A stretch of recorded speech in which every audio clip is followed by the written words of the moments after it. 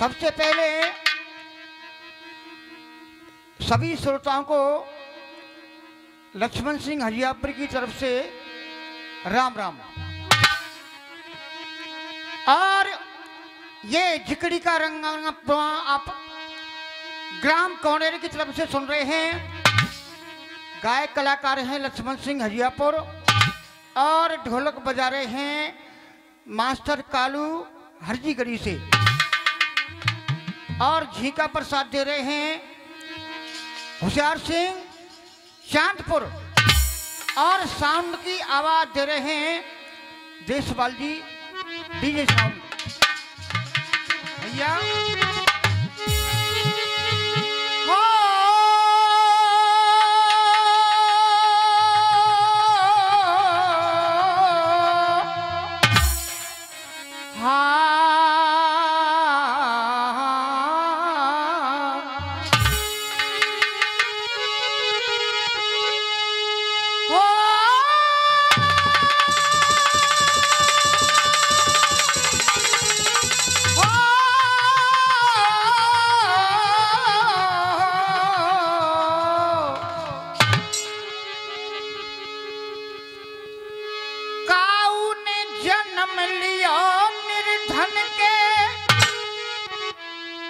काऊ के माया को ढेर लगायो और काऊ ने पूजा रोज करी और कोई कोई 6 दिन नाए आयो। और काऊ के बाज रही से हिनाई काऊ के घर में मातम छायो। लक्ष्मण कहे सब कर्म के लेखे जैसो करो वान वैसो ही आयो।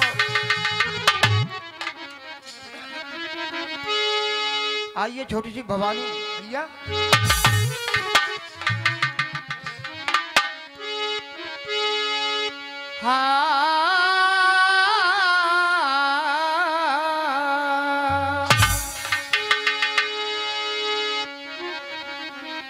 आया भी अकेला बंदे और अकेला ही जाएगा और जो तूने कमाया उसको दूसरा ही खाएगा, दूसरा ही खाएगा।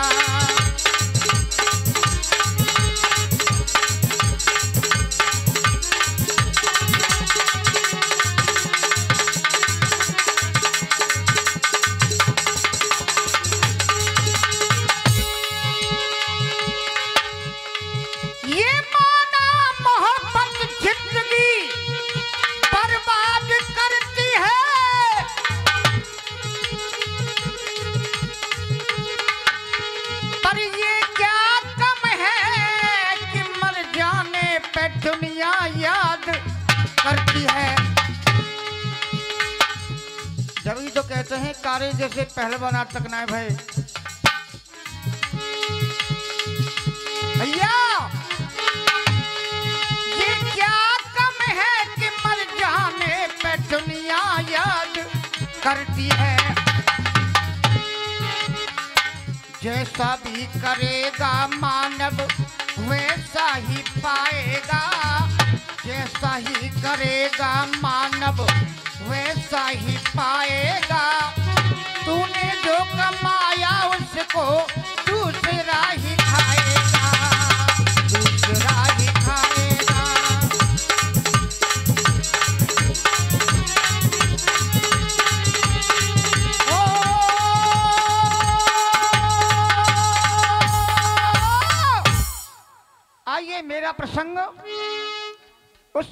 है कि ये शूर्पणखा पिछले जन्म में कौन थी और लक्ष्मण जी ने इसके नाक और कान क्यों काटे, क्या कारण था। ये पिछले जन्म में शेषनाग की पत्नी थी या। और उधर अयोध्यापुरी में एक राजा हैं, उनका नाम है धर्मदेव। वहां से किस्सा मेरा शुरू है।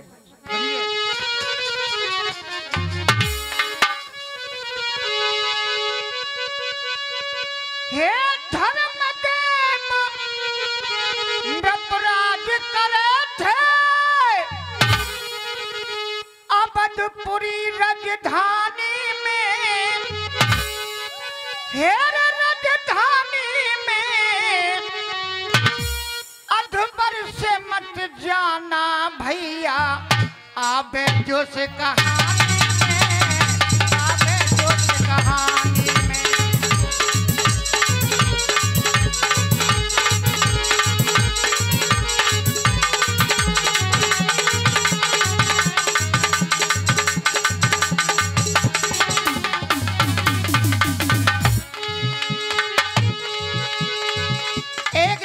धर्मदेव ने सोचा बहुत दिन हो गए शिकार खेलने नहीं गया, आज वनों को जाना चाहिए।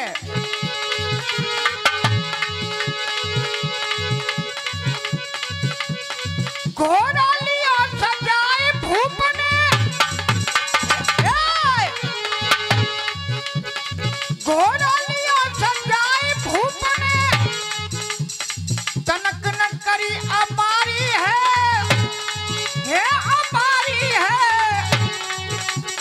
लक्ष्मण के हजिया पुरवारो, सुनियो कथा अगारी है, सुनियो कथा अगारी है।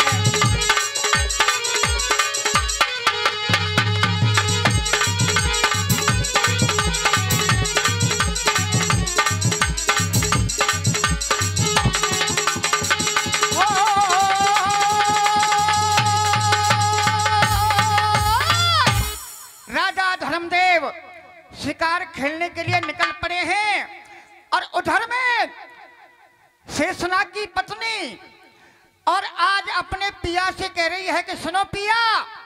भैया क्या बोली,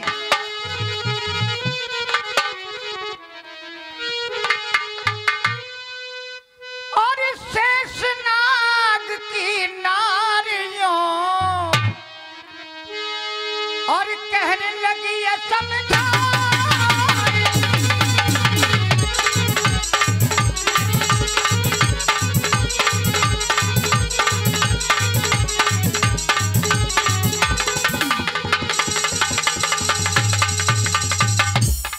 मालूम ये तर्ज कौन की है, हमारे माननीय राजस्थान के सम्राट श्रीमान जी हरवान जी गाया करते थे।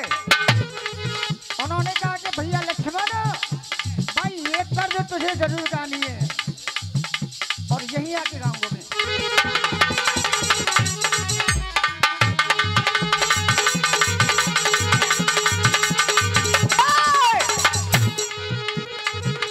शेषनाग की पत्नी कहने लगी पिया मेरी एक अर्जी सुन लो। क्या, मृत्युलोक में नाथ जी मोकू देव घुमाए,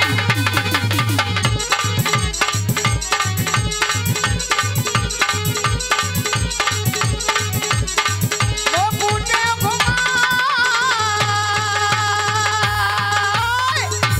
मैंने सुना है कि मृत्युलोक में बड़े सुंदर लोग हैं और बड़ी सुंदर बारी फुलवारी है, मुझे वहां घुमा दो। अच्छा ठीक है, अच्छा तुझे एक काम करना पड़ेगा कि नागिन का भेष बदल के और नारी का भेष धारण करना पड़ेगा।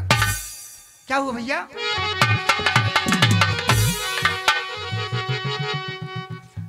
अब शेषनाग ने कही मान ले और सही नागिनी प्यारी, तू धर नारी को भेसरी मत करे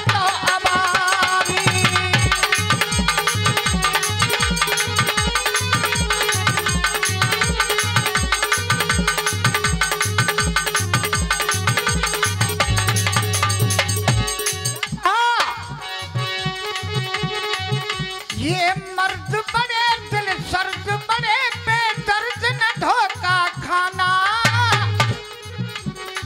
मीठी मीठी बत्तियों में भूल के न आना।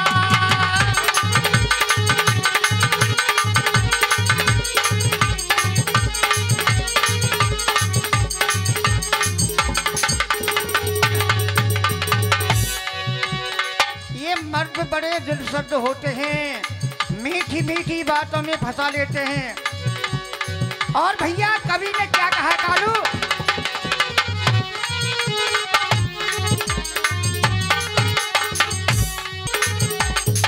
और कहा करते ही बात खोटी मीठी जुबान वाले, देते हैं माल खोटा ऊंची दुकान वाले।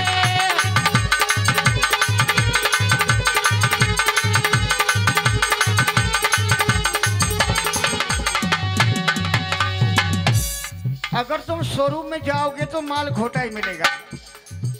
4-6 दिन के बाद कालू कुछ नहीं है भैया, छोटा मुंह और बात बड़ी, ये है दस्तूर पुराना, मीठी मीठी बत्तियों में भूल के जाना।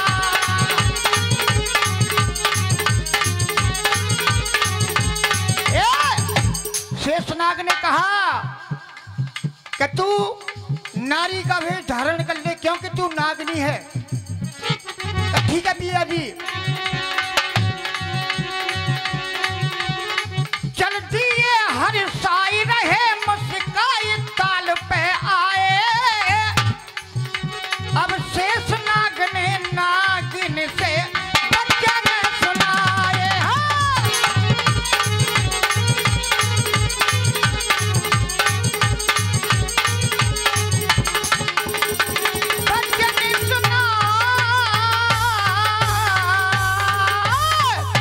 शेषनाग कहने लगे कि प्यारी, मुझे थोड़ी गर्मी महसूस हो रही है, प्यास भी लगी है, और मैं ताल में थोड़ा स्नान करूं। जब तक ये सामने बाग बगीचे हैं उसमें तो घूम के आ जाओ। और उधर राजा धर्मदेव भी और शिकार खेल के उसी बगीचे में आ गए। भैया अब क्या होता है,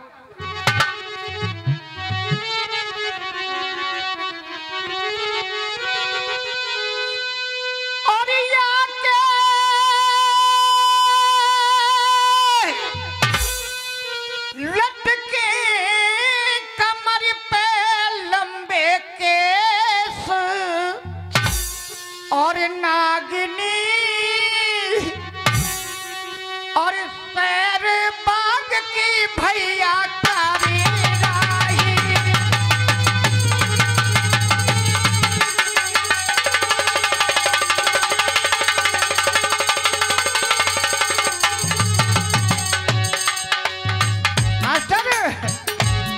या की पतरी कमर बल खाई रही, या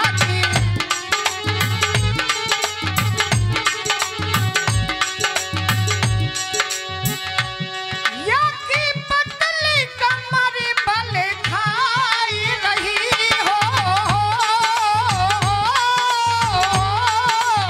गौरी शास्त्री तैयार रहे मंच पे हमें। या की पतरी कमर बल खाई रही, या ने धरो है नारी को भेष कामिनी, सैर बाग की भैया करी राही।